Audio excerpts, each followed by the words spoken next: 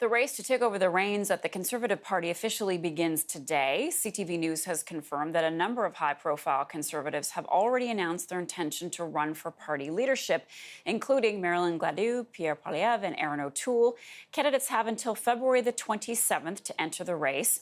Anyone wanting to throw their name into the mix has to pay a non-refundable $200,000 entry fee and get at least 3,000 signatures from party members. Joining me now to discuss is Conservative strategist Jason Lietaer. Jason, good morning. Good to see you. Hey, good morning. How are you? I'm doing well, thank you. So there is a pretty robust list of people considering making a run at the leadership. Is that a good sign for the party? Yeah, politics is all about timing. So the last time it looked like Mr. Trudeau was, infallible, impervious, looked set up for like probably a decade-long run as prime minister. He might still be that, but right now he looks a little bit more vulnerable than he did a few years ago, and I think that's bringing out some A-team people to try to figure out, is this my time? Is this my time? The other thing is that you've got 1.5 to 2 years to be the opposition leader before you get a crack at actually being the prime minister. You don't have to wait that 4 years or that 6 years or that 8 years is what it looks like. So you're getting some top talent. It is a good sign for the party. There's no doubt. Okay, so anyone interested has until February the 27th to throw their hat in the ring, provided they're able to pay that fee and get those signatures. Yeah. We haven't yet heard from the rumored high-profile candidates, and I'm thinking of Peter MacKay, Lisa Raitt.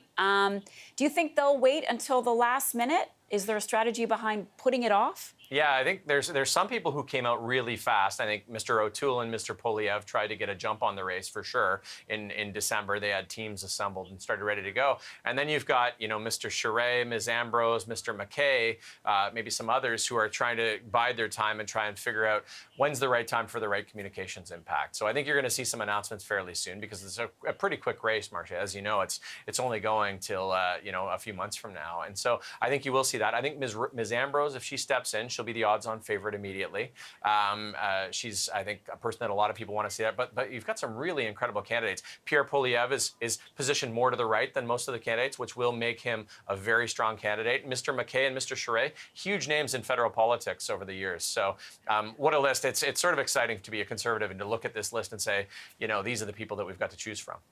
Right, and those people are fighting for the future of the party. Can you tell us where Conservatives stand right now? You mentioned Mr. Poilievre is more to the right, others are more moderate.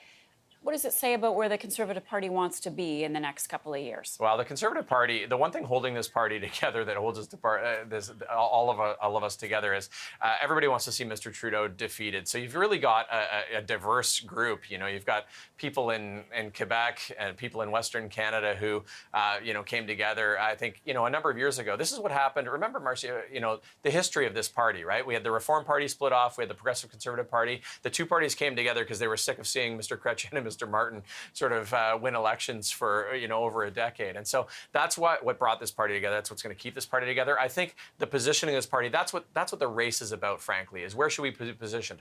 Further right, in the middle, somewhere more progressive than what it's been so far. I think that's what this debate's going to be. And I'm really interested in watching it. All right, we all are. Conservative strategist Jason Lietaer. Jason, thanks so much. Thanks for having me.